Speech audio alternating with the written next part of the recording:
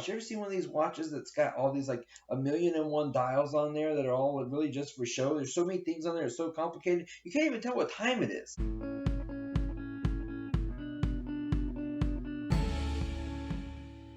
Good day, everybody, and welcome to this week's episode of Monday Morning Moments with Mark. I hope this finds you well. And for all my friends in Florida, I hope you're being able to stay safe from this hurricane that's headed this way. I know I'm trying my best. So, as you saw in the open, this week we're going to talk about things being complicated and why sometimes you should keep them that way and sometimes you shouldn't, and how complications can help you run like a smooth Rolex.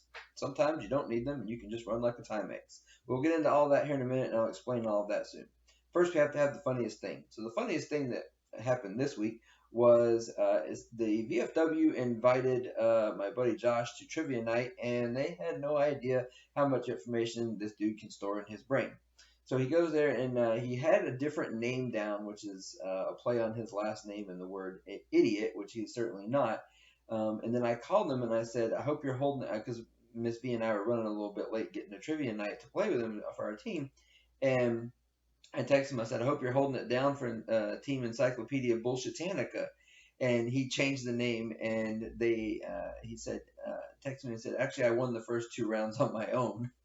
So our friends at the VFW, when they had to announce that the winner of the first round was Encyclopedia Bullshitanica, found out exactly how much useless information he can, in fact, store in his brain. So, which is where he got the nickname from in the first place. Anyways, that was the funniest thing that happened this week is Encyclopedia Bullshitanica won trivia night. So we plan to win again next time. So let's move on to talk about complications. Complications, first of all, I have to give all credit for this episode to Dr. Kieran Brown, who is a mental health doctor out of Hollywood, Florida. And I was speaking to him last week, graduate of Florida Institute of Technology, and he gave me this idea that for the whole idea for this episode about, and he made the analogy between the name of the moving parts of a watch, like the actual inner working mechanisms, are called complications.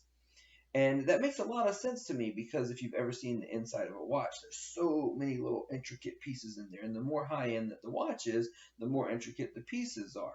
So he talked about how sometimes complications are, ironically, that's the name of the things that make the watch run so smoothly. So I mentioned to him that this is very similar to the concept of overcoming obstacles that I talk about in my course, where we talk about that how some obstacles exist simply to make you better. They're there to make sure that you are running at your very best. Now, there's other obstacles or complications that get in the way, and they just complicate life. And sometimes we bring them on ourselves. My wife used to tell me about this from the Avril Lavigne song, Why You Have to Make Things So Complicated. I don't know, it just do. Maybe it's part of what makes me run like a Rolex some days, and some days they're just there to be useless. So I want to talk about the kind of complications that we invite into our life that are there to serve a purpose and do make us better. Just like the watch, the more complications that you have that are serving a function and functioning correctly, they increase your capacity. They increase your ability to function, just like the watch. However, sometimes we can invite ones in, or they tend to show up on their own, that can overcomplicate things. Just like you have a watch. You ever seen one of these watches that's got all these like 1,000,001 dials on there that are all really just for show? There's so many things on there. It's so complicated. You can't even tell what time it is. Like, I've literally seen that. And I don't have any time. My watch has 2 hands, or 3 hands, second hand, and then tells me what day it is, or what the date is, actually, not day of the week. And that's about it. And I like to keep it that way because I don't need my watch to be overcomplicated to the point where I get analysis by paralysis and can't tell what time it is when I look at the thing. So we should try and keep our lives the same way. So how do we know when we should be thankful and inviting of these complications because they are things that help us run more smoothly, like a fine-tuned Rolex?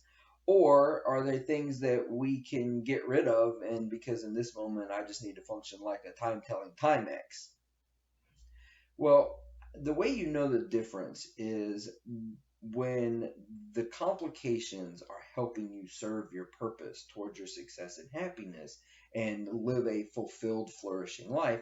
those are the ones that you want around you. They're not complications in the true sense of the word. They're mechanisms that make you run smooth, so that you're always telling the right time, and being true and accurate to who you're supposed to be.